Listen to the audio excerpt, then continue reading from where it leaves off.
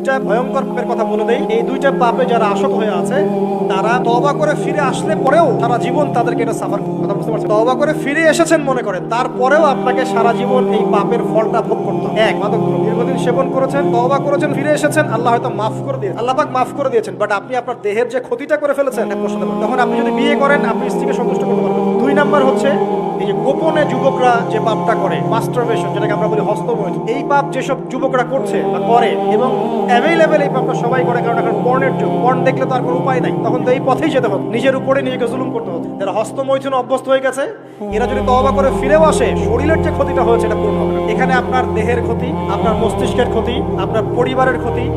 যেমন আপনি যদি পরবর্তীতে গিয়ে পরিবার গঠন করতে চান, আপনি সুখী পরিবারও গঠন করতে পারবেন না, কারণ ভিতর থেকে আপনি নিজেকে শেষ করে ফেলেন। গোপন পাপে লিপ্ত হবেন না, আপনি যৌবনকে ধরে রাখেন, ইনশাআল্লাহ দেখবেন আপনি সারা জীবন এনজয় করতে পারবেন। কিন্তু যদি এখন নিজেকে শেষ করে ফেলেন, এখন নিজেকে শেষ করে ফেললে আপনি বিয়ে করলে পরেও দেখবেন আপনি পস্তাচ্ছেন। ওই যে কলিকাতা হারবালে যেতে হবে, মডার্ন হারবালে দৌড় দিতে হবে, আর সব হারবাল টারবাল খেয়ে লাভ হয়। কারণ কি? কারণ আল্লাহ প্রদত্ত যে নেয়ামত সেটা আপনি নষ্ট করে ফেলেছেন, এখন এইটা আর আপনি ক্ষতিপূরণ দিতে পারেন। অতএব জীবনটাকে সিরিয়াসলি নেন। দেখেন আমার মতো বয়সে, আমার চেয়ে প্রায় 10 বছর বয়স আগেই তারেক বিন জিয়াদ স্পেন জয় করেছিল। আমার যে বয়স এখন চলছে 30 পার হয়ে গেছে, এর চেয়ে আরো প্রায় 10 বছর আগে মুহাম্মদ বিন কাসিম এই সিন্ধু জয় করেছিল।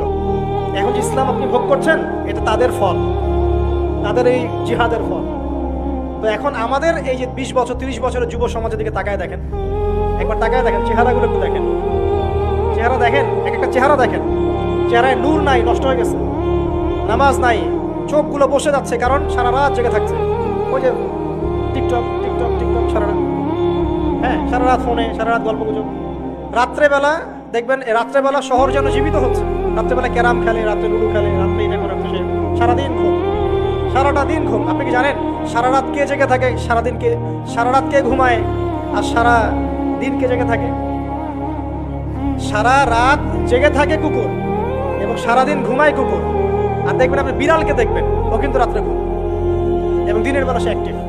পাখিকে দেখবেন, পাখি সন্ধ্যা হলো একদম ঘরে, যেই সূর্য ডুববে পাখি একদম ঘরে, দেখেন না? পাখি ঘরে। আর যেই ফজর হবে পাখি বের হয়ে গেল। আর আল্লাহ রাসূল সাল্লাল্লাহু আলাইহি ওয়াসাল্লাম হয়তো বা এই কারণেই, আল্লাহ ভালো জানেন, তিনি বলেছেন এমন কিছু মানুষ জান্নাতে যাবে যাদের মনটা হবে পাখির মতো। দেখেন পাখি কি করে, একদম সন্ধ্যা হলো ঘরে ঢুকে গেল, যেই ফজর হবে একদম ফজরের আগে আগে সে বের হয়ে গেল।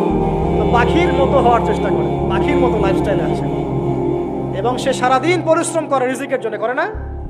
আল্লাহ পাক পাখিকে রিজিক দেন কি চাকরির মধ্য দিয়ে না ব্যবসার মধ্য দিয়ে? কিভাবে সে রিজিক পায়? তাওয়াক্কুল, তাওয়াক্কুল, আল্লাহর প্রতি তাওয়াক্কুল। আর তাওয়াক্কুল করে কি সে ঘরে বসে থাকে, না রিজিক সার্চ করে, রিজিক তালাশ করে? আপনিও রিজিক তালাশ করেন, আল্লাহ পাক রিজিক দিবে ইনশাআল্লাহ।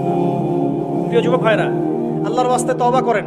যারা যারা মাদকদ্রব্যের সাথে সংশ্লিষ্ট আছেন বা থাকার সম্ভাবনাও ছিল, এর ধার কাছেও যাবেন না, ওয়াদা করছেন তো? এবং গোপন পাপে লিপ্ত হবেন না। মুসলিম তরুণ যুবকদেরকে উদ্দেশ্য বলছি যে আপনারা কায়িক পরিশ্রম করেন, কায়িক পরিশ্রম করেন, 5 ওয়াক্ত সালাতটা আল্লাহর ওয়াস্তে নামাজে মসজিদে এসে পড়েন।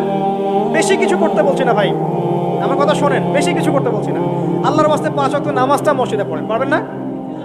আচ্ছা, ডেইলি 10টা পৃষ্ঠা করে কোরআন তেলাওয়াত করেন, পারবেন? আল্লাহ তৌফিক দান করুন। ডেইলি 2-4 টাকা করে সদকা করেন, পারবেন?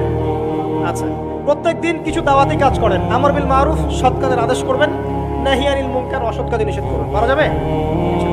আপনি হালাল রিজিকের একটা সন্ধান করার চেষ্টা করুন, পারবেন ইনশাআল্লাহ। পড়াশোনায় নিজেকে ব্যস্ত রাখেন, লেখাপড়ায় নিজেকে ব্যস্ত রাখেন। যদি এর পাশে আপনি সময় পান, আমি বলবো আপনি খেলাধুলা করুন। যদি সময় কিছু বের করতে পারেন, কায়িক কিছু পরিশ্রম করেন, প্রয়োজনে কিছু কসরত করেন, জিম করেন, খেলাধুলা করেন, তারপরেও পড়নে যায় না, তারপরেও গার্লফ্রেন্ডের পিছনে সময় নষ্ট করেন না, তারপরেও যে টিকটক, ফেসবুক, ইউটিউব নিয়ে পড়ে থাকেন, ওগুলোর চেয়ে খেলাধুলা করা অনেক ভালো। অ্যাটলিস্ট আপনি ফিজিক্যালি ফিট থাকবেন। অনেকে বলতে পারে যে এটা না করলে হয়, এটা বাজে কাজ, সময় নষ্ট। আমি মনে করি এখনকার যুবকরা যেসব পথে সময় নষ্ট করছে, এর চাইতে অ্যাটলিস্ট খেলাধুলা করলে ভালো ছিল। একটা সময় ছিল না, আজকে থেকে 10 বছর আগে প্রচুর খেলা হতো না? ক্রিকেট হতো, ফুটবল হতো, এই ব্যাডমিন্টন হতো শীতকালে, তাই না? খেলার লিপ্ত থাকলে কিন্তু আমাদের মধ্যে একটা হৃদ্যতা, একটা বন্ড তৈরি হতো, একটা বন্ড। আমরা অনেক টুর্নামেন্ট খেলতাম না? এখন দেখবেন কিচ্ছু নাই, সব বন্ধ, খালি ফোন, সারাদিন কি ফোন। এটা আরও কি ডেঞ্জারাস না? এভাবে তাদের ফিজিক্যাল বডিটা নষ্ট হচ্ছে, মেন্টাল স্ট্রেংথটাও নষ্ট হচ্ছে। এর চেয়ে বরং তারা যদি কোনো কসরত অনেক ভালো হবে। এটা আমার মত, এটা আমি কোরআন সুন্নাহ থেকে কোনো কথা বলছি না। আল্লাহ পাক বোঝার তৌফিক